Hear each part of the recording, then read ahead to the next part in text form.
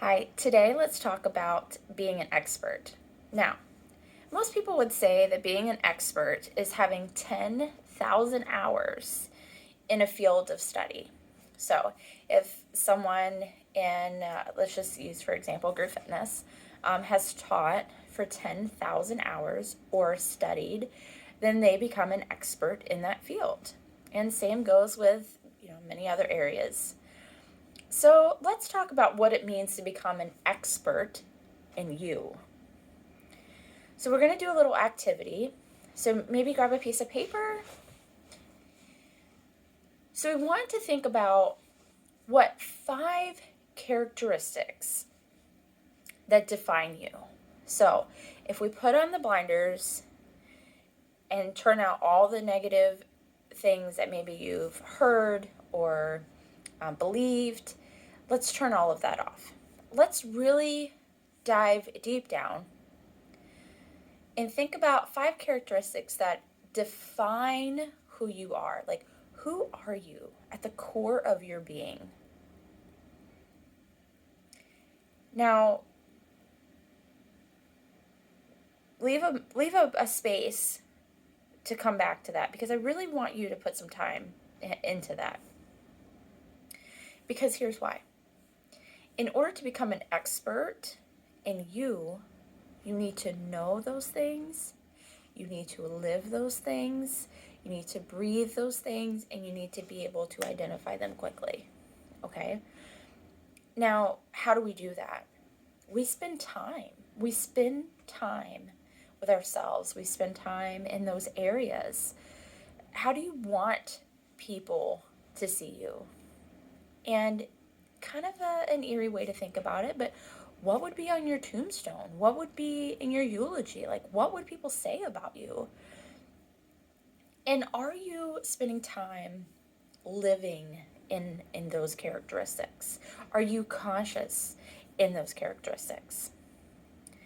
So if you spend more time thinking negative thoughts, right?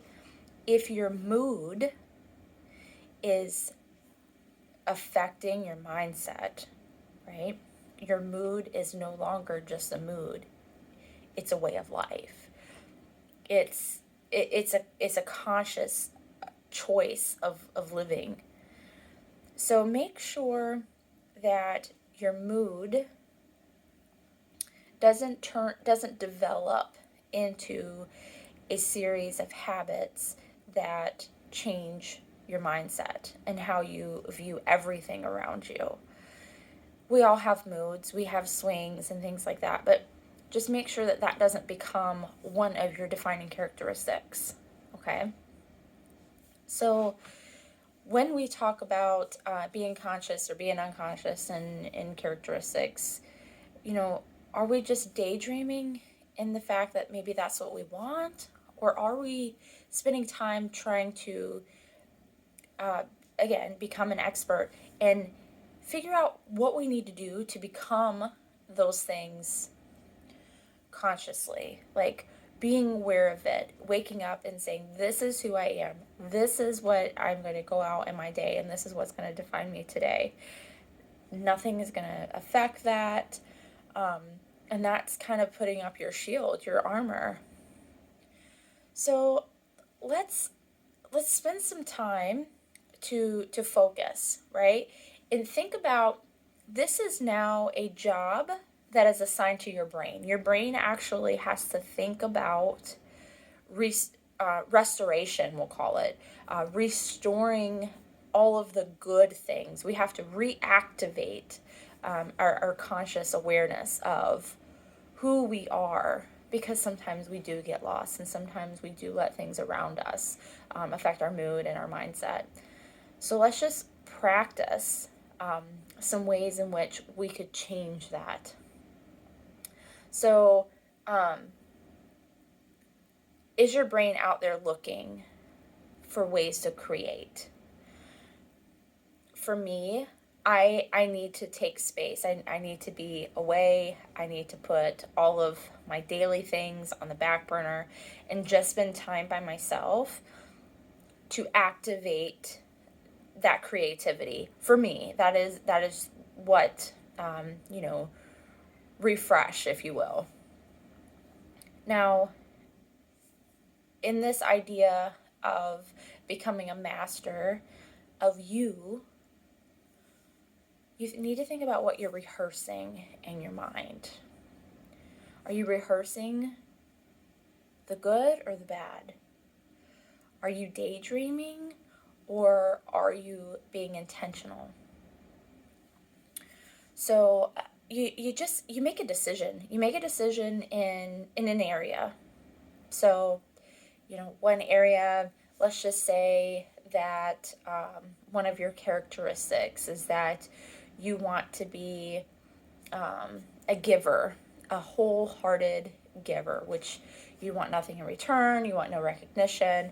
So maybe you do like secret drop-offs of things, like Mayday baskets. And have you seen the Halloween where they like boo your neighbor kind of thing? Like, those are fun, right? They're exciting, they make you feel good. Now, if you're a giver, obviously, like, that makes you feel good, right? Like, that's just who you are.